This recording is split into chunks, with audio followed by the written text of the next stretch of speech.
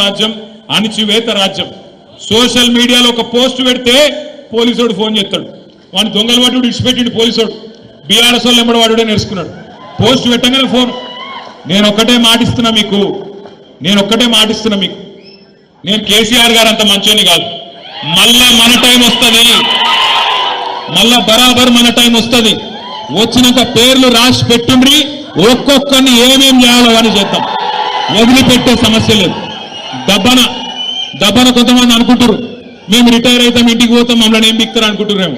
Retire అయ్యి వేరే దేశానికి పోయినా రప్పించి తప్పకుండా అన్ని లెక్కలు సెటిల్ చేస్తాం, హిసాబ్ కితాబ్ మొత్తం చూస్తాం. గట్ల ఊకునే బాపత్ కాదు. ఇదివరకున్న కథ వేరు, ఇప్పుడున్న కథ వేరు. కానీ ఒకటి మాత్రం వాస్తవం, ఇలా ప్రజలకు ఏ కష్టం వచ్చినా, ఎక్కడ ఏ ఇబ్బంది వచ్చినా గుర్తొస్తున్నది మన నాయకుడు కేసీఆర్.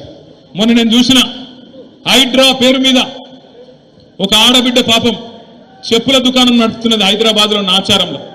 ఆమె దుకాణాన్ని హైడ్రా వాడు వచ్చి ఆ బుల్డోజర్ అదేదో హిటాచి పెట్టి కొట్టేస్తున్నాడు. అది పెట్టి కొట్టేస్తుంటే ఆమె మొత్తుకుంటున్నది ఆడ నిలబడి, అన్నా కేసీఆర్ అన్నా ఎక్కడున్నావు రా అని ఆయన చూసిర్రా లేదా మీరు? అగో ఇలా రాష్ట్రంలో ఎవలకు ఏ కష్టం వచ్చినా ఆటో డ్రైవర్లు తమ ఆటోలు వెనుక రాసుకుంటున్నారు, అన్నా తప్పైపోయింది, అన్యాయం అయిపోయినాం, ఆగమైపోయినాం, కేసీఆర్ గారు ఎక్కడ ఉన్నావు అని ఆటో డ్రైవర్లు యాద్ చేసుకుంటాను, ఉద్యోగులు యాద్ చేసుకుంటాను. 73% జీతం పెంచిండు కేసీఆర్. మమ్మల్ని కడుపులో పెట్టుకొని చూసుకున్నాడు కేసీఆర్. మాకు స్పెషల్ ఇంక్రిమెంట్ ఇచ్చిండు కేసీఆర్. కానీ ఇవాళ ఈ ప్రభుత్వాన్ని నమ్మితే 5 డిఏలు బాకీ ఉన్నాయి. కేసీఆర్ ఇచ్చిన పిఆర్సీ నడుస్తున్నది. 1వ తారీఖు జీతం ఇచ్చుడే ఎక్కువ, మీకు మీరికెళ్ళి ఏమి ఇవ్వాలని చెప్పి ముఖ్యమంత్రి మాట్లాడే పరిస్థితి. ఇలా మా తమ్ముళ్ళు నిరుద్యోగులు, మా చెల్లెళ్ళు వాళ్ళు యాద్ చేసుకుంటున్నారు. అశోక్ నగర్ నుంచి మాకు మెసేజ్లు పంపిస్తున్నారు, అన్నా తప్పైపోయింది, ఇదివరకు వీళ్ళ మాటలు నమ్మి ఆగమైనం. అశోక్ నగర్ కు రాహుల్ గాంధీ వచ్చి సంవత్సరంలో 2 లక్షల ఉద్యోగాలు ఇస్తా అంటే నమ్మినం, కానీ మోసం జరిగిందన్నా 16 నెలల 6,000 ఉద్యోగాలు కూడా ఇయ్యలే కాంగ్రెస్ వాళ్ళని చెప్పి వాళ్ళు బాధపడతా ఉన్నారు. ఒక్కరు కాదు, రాష్ట్రంలో ప్రతి మనిషి, ప్రతి బిడ్డ ఈరోజు మళ్ళీ తిరిగి ఎలక్షన్లు ఎప్పుడు వస్తాయా, ఎప్పుడెప్పుడు మాకు అవకాశం వస్తుందా, ఎప్పుడెప్పుడు మా సత్తా చూపి గులాబీ జెండా మళ్ళీ ఎగిరేద్దామా అనే ఒక కసి మీద రాష్ట్రం అంతా ఉన్నారు. కమలాకర్ అన్న తప్పు చెప్పిండు. కమలాకర్ అన్న ఇంకా 3.5 ఏళ్ళు ఎట్లా భరించాలి అన్నాడు. 3.5 ఏళ్ళు ఎక్కడుంది, అయిపోయింది. ఆఖరి 6 నెలలు ఎలక్షన్ అయినా 16 నెలలు ఒడిసేపాయి. ఇక మిగిలిందంతా 3 ఏళ్ళు.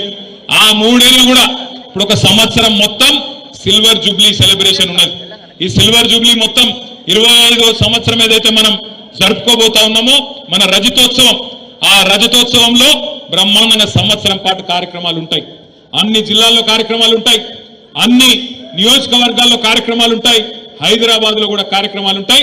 32 జిల్లా పార్టీ ఆఫీసులు ఏవైతున్నాయో అంతటా కూడా చక్కగా తెలంగాణ ఉద్యమం నుంచి మొదలు పెడితే అధికార పార్టీగా మనం సాధించిన విజయాలు, ఉద్యమ పార్టీగా తెలంగాణ ఎట్లా సాధించిండు కేసీఆర్ గారు, అవన్నీ కూడా ఈ తరం పిల్లలకు తెలిసే విధంగా శిక్షణ శిబిరాలు ఉంటాయి.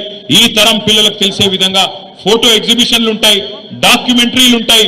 సంవత్సరం మొత్తం అదే పని చేద్దాం. ఏప్రిల్ 27 నాడు వరంగల్లో మరి ఇప్పటిదాకా